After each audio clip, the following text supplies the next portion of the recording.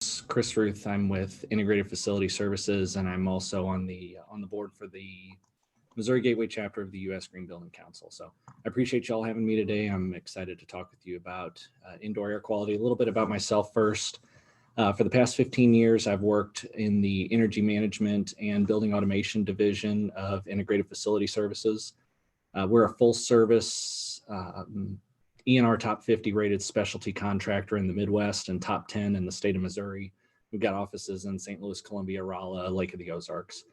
And during my time with IFS, I've participated in projects for hundreds of buildings across Missouri and Illinois, most of which were done to provide new or upgraded building control systems and to help with energy efficiency and decrease utility expenditures. Of course, with those types of projects, indoor air quality improvements are always a byproduct. But now more than ever, our industry is really focused on finding ways to improve indoor air quality. And we're starting to see more and more projects that are focused solely on that purpose. And that's one of the reasons why I wanted to talk about indoor air quality specifically and why it matters. So getting into it, getting into the why it matters. Now, my presentation is going to have a lot of statistics in it.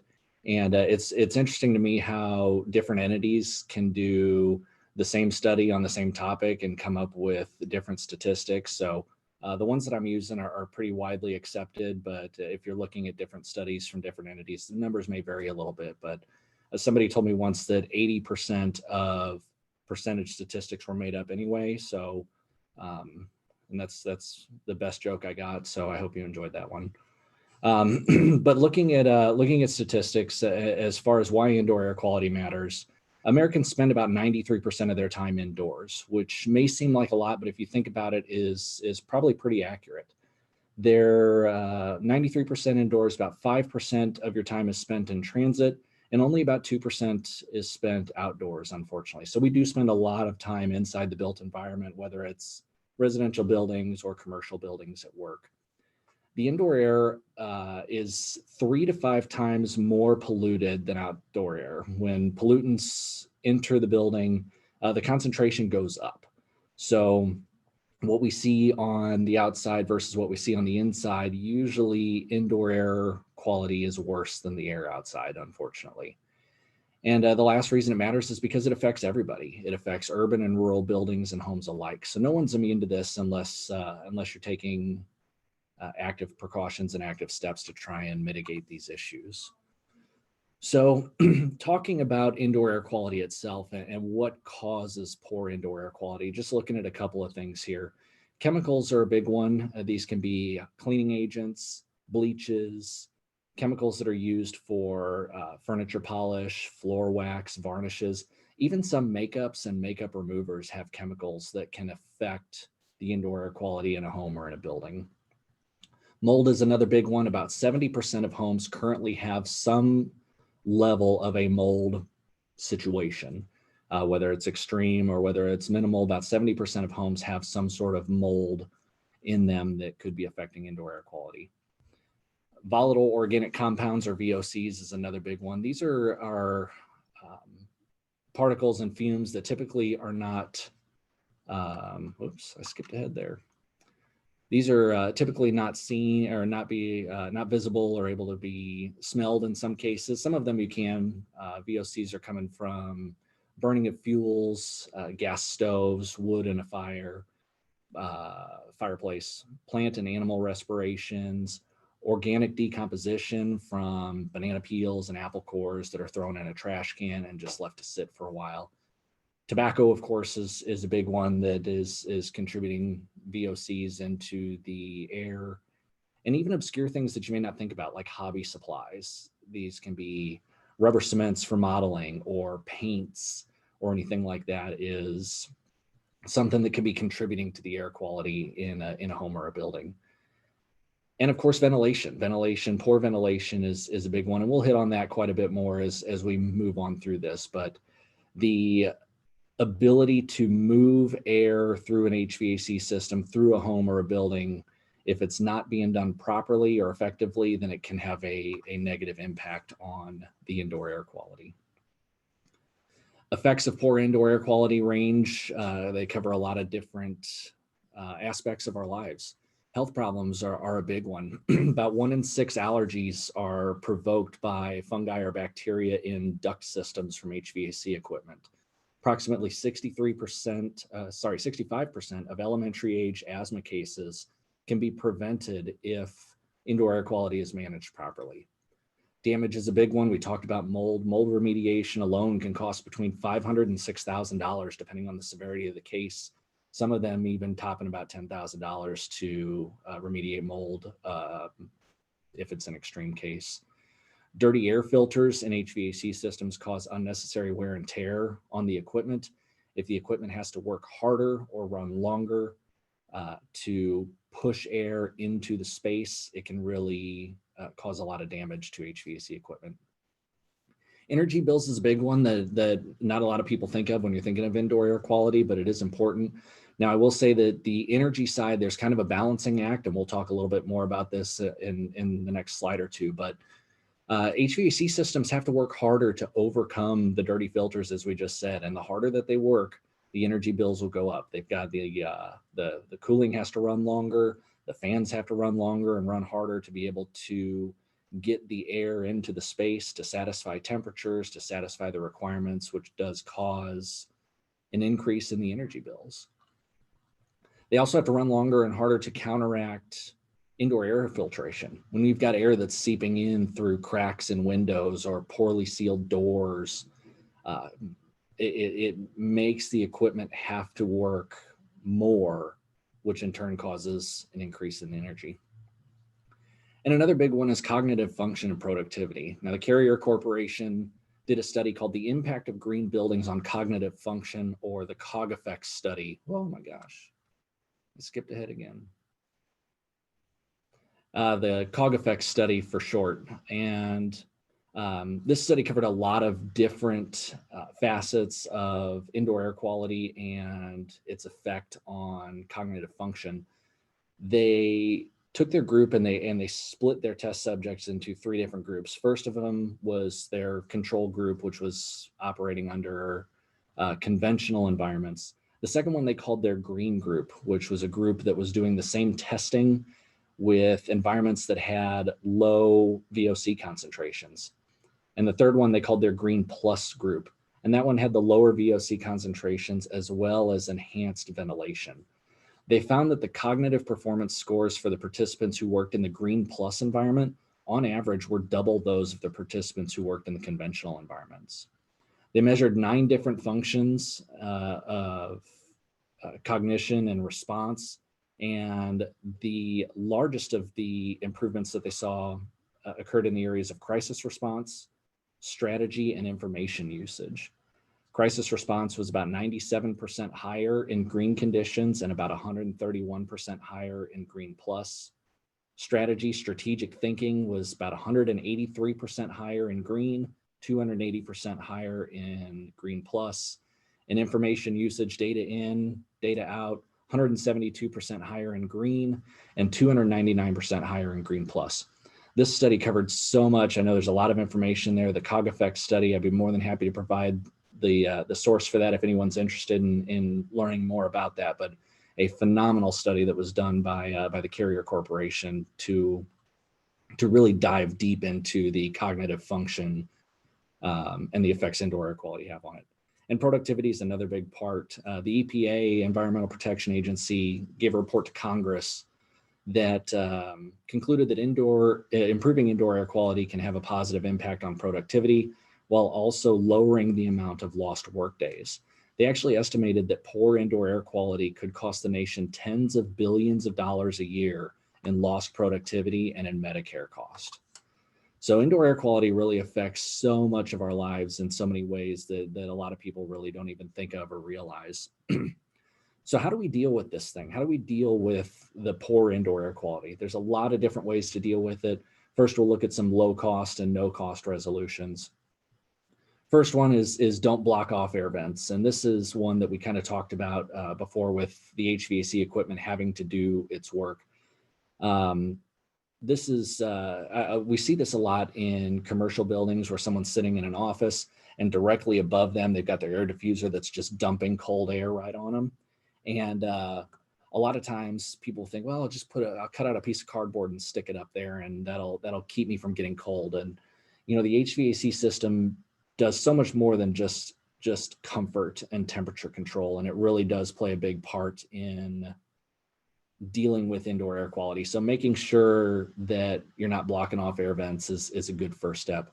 Also looking for obstructions. Now this is more on a residential side than a commercial side. Usually you don't see this on commercial sides because the air distribution is all on the ceiling. In some cases it's on the floor, but in your home, looking for dressers, bookshelves, couches, piles of dirty clothes that could be blocking your air vents can again have an impact on this. And it's not just the supply vents that are blowing into your space, but also your returns. Now, in most modern homes, the returns are your longer vents that are kind of up high in a common area like a hallway or something like that. So there's not a lot of risk there. But if you happen to live in an older home, you might see these larger return grates that are sitting in the floor, usually by a front door or back door, but sometimes they're in common spaces as well. So making sure that you don't have a couch sitting over that return, because if the air is not able to return, then it's not able to supply, the air gets stale, and then we start to see some air quality issues. Now those are low cost, no cost. They're easy things to do, but there's some larger ones as well that can kind of really have a larger impact, but of course there's some cost associated with those. First one is maintaining HVAC equipment. And that's really a big part on the commercial side and on the residential side as well. And this maintenance is more than just changing out filters. These pieces of equipment have so many different moving parts and pieces: dampers, water valves, air valves in some cases, a lot of sensors that are picking up temperatures, humidities, thermostats in the spaces. They all really have to be working together in order to accomplish their job. So it's important to make sure that all of that stuff is very well maintained to keep so that equipment can really do its part in overcoming these issues. Proper control is another big one, and this again is more on the commercial side. We see some control systems on residential systems, but mostly we're talking about larger control systems for commercial buildings, schools, and things of that nature. These building automation systems for a long time were really just focused on the automation component, right? It was all about turning stuff on, turning stuff off, and that was their whole task, was to automate. A lot of the over the years, a lot of these contractors like us have started to shift our focus to energy as well, and making sure that not only we're turning stuff on and off, but we're also doing it in an efficient way to make sure that we're saving energy. And as I said before, our industry now is really starting to focus on the quality of the air as well. So, and proper control can really play a part in all of those. It doesn't have to just focus on the automation side. It can really focus on all of those, but it has to be done properly. There's a little bit of cost that comes with that. If you have an existing building automation system, maybe looking at a middle-sized cost for a retro commissioning project or a optimization project for your control system. If you don't have one and all your controls are running off of standalone thermostats, then yeah, you are looking at a higher cost, but it is something that can really help to overcome those issues. And the third is to actively improve indoor air quality with technology. There's a lot of technology out there. Building automation systems is a big one that we just kind of talked about. But that does carry a high dollar value, like I said. Other options are high efficiency air cleaners, or air scrubbers, as they call them. These are big devices that you'll see sitting down on the floor that are plugged in, and they actually help with the air turnover to make sure that they're scrubbing the air. Downfall of that, of course, is now you've got another device that's running that you're plugging in, and your energy cost kind of goes down. So that's where, again, we talk about that balancing act between how far do I go to improve air quality with my, while keeping an energy focused mind as well. Another big one that's been around for a while, they're really starting to get a lot more focus now, is bipolar ionization. And what these are devices that get installed in residential or commercial HVAC applications that will introduce positive and negatively charged ions into the space. And what these ions do is they will find oppositely charged particles, dust, VOCs, allergens and all of that, and they actually bind the positive and negative ions to those particles. And it doesn't kill them or remove them, but what it does is it makes them more dense. So then when they're in the air, they can actually fall down to the ground and die, or it makes them dense enough to where when they get sucked into the return, particles that would normally pass through a filter will actually get caught in the filter now because they're a little bit more dense. A lot of focus on this during the pandemic. Of course, indoor air quality has been really kind of talked about a lot, right? The whole pandemic is really centered around a illness that's being transmitted through the air through water vapor droplets, and as they get out and disperse, that's where we kind of see these issues. So bipolar ionization really became, it's been around for a while, but it really kind of got a new focus. It's kind of has new life now thanks to this. There's actually a product that did an independent study. They did a big old press release, a big push on this. They had their product tested specifically for the COVID-19 pandemic to see how their product reacts to it. And they were able to verify that their product will help to mitigate the spread of the COVID virus because of bipolar ionization. Now, again, it doesn't kill it. This isn't a cure or something that's out there killing this. But what it does is the particles that would spread it will now get bound with these positive and negatively charged ions and either drop to the ground or get sucked up in returns. Cost on that can be pretty costly depending on the application that you're looking at. They do make smaller residential systems that you can actually install in your home, and they make much larger ones that go in commercial equipment. So, but technology is a great way to do this as well. And the nice thing about the bipolar, one other thing on that is the fact that it's actually able to do this work without having to introduce more outside air to help dilute the concentration means that you're also saving energy too. So it's kind of a good 1-2 punch there on that. So the technology is great and it's ever changing. We're talking about it now, and I'm sure here before too long, it's all going to change again. That's the beauties of technology. Most important thing you can do is ask questions. And if you have any concerns yourself about your home, what is the air quality in my home like? Am I doing enough to improve the indoor air quality? What is it like in my building? Maybe a building that you manage or operate, or even a building that you just work in.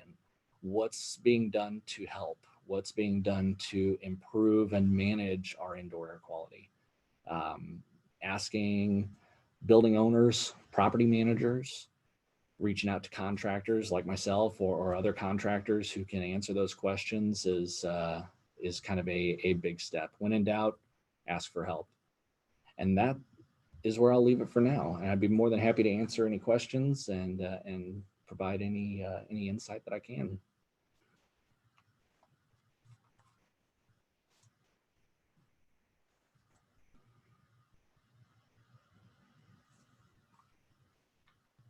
Thanks, Chris. Really great presentation. We do have one comment in the chat that some testing shows that the ions only last 300 seconds, which doesn't give them much time to work. Do you have any comment on that? Or so these devices are they do not last very long. You're right. So this is not these devices are not a one-time just throw it out there and be done. They are constantly running. They do need some maintenance. They do make some of them, they're self-cleaning. So the ions actually, they're generated by electrodes that are actually putting it into the space, and they have brushes on them. So they'll have self-cleaning ones that'll actually go around, but they do not last very long. That's why the importance of maintenance comes back, right? This is just another piece of an HVAC system that's got to be maintained. It kind of reaffirms what I was saying about every piece working together, right? It's got to be maintained and it all has to work together. If the airflow that's being introduced into the space is the proper amount of airflow, then the ions will have a much bigger effect. They get in there, they do what they need to do. They don't last very long, but if that thing's constantly running and it's constantly introducing those ions, then it'll eventually overcome it. But yes, that is correct. They don't last long. So it's something that has to be ongoing. Well, and I would just add, I mean, the jury's still out. It's, the technology's been around for a while, but the testing where it actually kills COVID is in a small closed box, and the ions are blowing directly on the virus, as opposed to something generated at an air handler level and putting a petri dish on a desk and saying it kills virus. So buyer beware. Well, definitely, yeah. And I think I mentioned that it definitely doesn't kill the virus. It's not it's not meant as something to kill the virus or something to cure this and halt the pandemic. It's just another step, another piece to help improve the overall indoor air quality. Chris, thank you for presenting. I have two quick questions. When you say proper air levels, are you referring to like the ASHRAE standard for air levels? I know that in our work, as we go into buildings, oftentimes we see people are overventilating, and that obviously for all of the air that you're exhausting and fresh air that you're bringing in, that's air that you have to heat or cool and can significantly increase the energy consumption and carbon footprint of a building. So there's, you talked about this balance. What guidance do you have for finding that balance? And then my second question is, as we talk about COVID being dispersed throughout spaces, it seems to me that the biggest concern is kind of the airflow through the building. Air is obviously moving from our supply to our returns. And I would think that the biggest risk of contracting COVID in a space is going to be that person who's standing up airflow or upstream from you, and you're getting that strong dosage. I have a colleague who spent many years working in hospitals in the facility industry, and most, especially when we're talking about aerosols and droplets, the droplets we know don't travel very far because they're bigger, heavier, and they're going to just drop directly to the bottom, and that's why we say social distance, because that's where the highest concentration of the virus is. But then we also talk about the aerosols, and these can stay airborne for quite a long time. And obviously, if you're downwind of somebody, you're going to get the strongest dose of it. Versus if you're not, and that gets pulled into the air handling system, those aerosols are obviously damp and they're moist, and again, they're going to collect more particulate and probably get caught in the filter. Not to mention, then they're going through the furnace, they're getting diluted kinds of air. So, there's a lot happening. Are there any studies that are showing how the concentrations of the COVID virus coming out of air handling units, in the supply? Because it seems like, based on other viruses and other bacteria, by the time it gets to the air handler, it's, a significant amount has been caught in the filter, especially if we've been upgrading our filters to a higher MERV rating. And then by the time it gets diluted and goes to a chiller and, drastic temperature changes, especially if you're heating and cooling, it seems like it's probably pretty slim catching it anyways after it's come through an air handler. So. Yeah, to answer your first question, the approach that we take is the ASHRAE standard is really what we look for as far as the amount of air turnover and all that. Finding the right answer to the balancing act is a tough one. I'm not an engineer, so that is a question for the more engineer-minded individual as far as where that balance is. But to find that answer, I would suggest reaching out to somebody who has that capability and to really kind of do the math on that as far as where that line is between how much air we want to bring in and at what point is it no longer efficient. And then for your second question, studies regarding the transmission of COVID through an air handler, I don't know. As was just mentioned, the studies that have been done regarding our industry and COVID have all been done under controlled environments in lab testing and all of that. So I don't know of any studies that exist where COVID has been tested in and out of an air handler system. But I'd sure like to know if there was, but I'm not aware of any studies that have looked specifically at that. I think Tom Schultz wanted to pipe in on this particular conversation. Tom, do you want to jump in? Okay. Yeah, just to, this is Tom Schultz with Spire, and great presentation, Chris. Just wanted to add on to what Matt Emden shared. And well, I don't know if I start the video. Oops.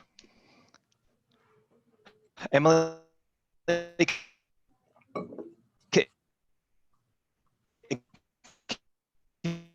You're can you hear me okay? I just wanted to you're make breaking sure you're breaking up, Tom. it You was might. coming through okay. I think we might need you to turn your video off so you get a little more bandwidth because you're really breaking up.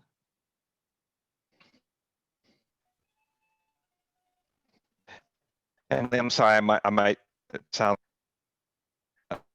Can you hear? You're still breaking up. Sorry. Maybe just if you want to chat, put it in the chat. That might be a better route at this point. We do have a couple other questions in the chat. I know we're at the half-hour point, but I don't know, Chris, if you have any input on which molds are most harmful for air quality, or whether vaping inside would have an impact on indoor air quality. Those two questions from Becky. What was the first part of that? Which what? Which molds are most harmful for air quality? You know, I don't know on that. I'm not a mold expert, unfortunately. I'm not sure. I would guess none of them are good. As far as which one's the worst, I can't answer that. I don't know that one. And vaping, I can't imagine it's great. I haven't seen studies specifically regarding the impacts of vaping on indoor air quality. But I just don't see how it can not be harmful, if that makes sense. I'm not an expert on that, but. Yeah, I would agree with that. There's probably a lot of, there's all kinds of stuff in those, in that vaping that, you know, there's a lot of unknowns there, the things that haven't been tested and stuff like that. So, and then Victoria is asking about whether we need a professional to measure indoor air quality or if there are DIY kits. She lives in an old home and is fairly certain she doesn't have proper ventilation. There are definitely smaller devices that can be plugged into the wall, similar to a carbon monoxide detector. They actually have devices that will measure CO2 and VOCs and all that. They do get to be a little pricey as well. The more technology that's added into that, of course, the higher the cost it carries. But there are some smaller ones. As far as a DIY, I'm not really sure how you would go about doing that. But there is smaller technology out there that's just available to consumers to buy. Emily, this is Tom. I don't know if that connection is better. Do you have a chance for just one more question or Yeah, much okay. Better connection. Thanks. Okay, thanks. Sorry about that, Emily. And okay. Great presentation. Thanks for focusing. Indoor air quality has really become so very important. So Chris, thank you so much. And for actually bringing in the residential component. Just one thought too, I think Matt Emden shared on the distribution side, and that is so important, that the distribution discussion can help us as we try to balance, outside air issues versus energy issues, just to coordinate that, because the interesting component is how that air is distributed in the space. And ASHRAE had it was about a 2-hour presentation on an emerging technology that's used in all consulting firms, or it's getting more popular. It's not really new. It's computational fluid dynamics. And what it is the engineering firm can now offer very sophisticated analytics of how that air gets distributed throughout the building.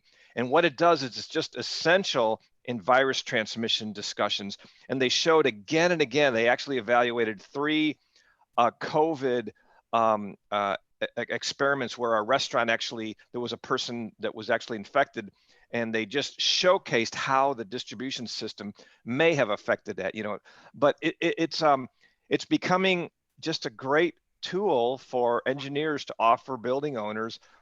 Certainly there's a slight additional cost, but anyways, I just wanted to add that to your toolbox there, Chris. Great, I appreciate it. Thank you. Excellent. Well, we're at our half-hour mark, so I think I'll go ahead and wrap it up. I do want to point out Jim's comment in the chat that Ameren provides incentives for building automation system upgrades and works with IFS a lot on that. So that's good to know. Building automation system upgrades, retro commissioning projects, what we had talked about, optimization projects. Ameren is a great partner of ours, and yes, there's a lot of incentives for attacking these types of mid to high cost projects. Yeah, so lots of things that can go hand in hand with efficiency and air quality, which is great.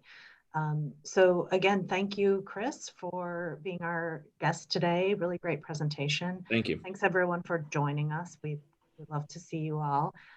We don't have a whole lot left on the calendar this year, but we do have a committee discovery happy hour coming up on December 3rd after the Thanksgiving holiday. We'll be sending a note out about that today. And if you're not already a member of the chapter, we'd love to have you join us. We've got a lot of different levels at which people can come in and support our mission.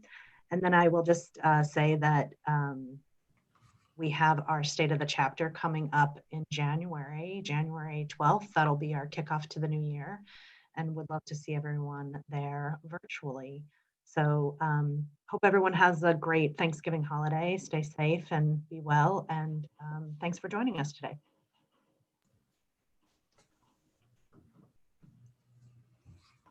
Thank you. Bye. Thank you. Thanks, everyone. Thank you. Thanks, Chris. Thank you. Thanks again.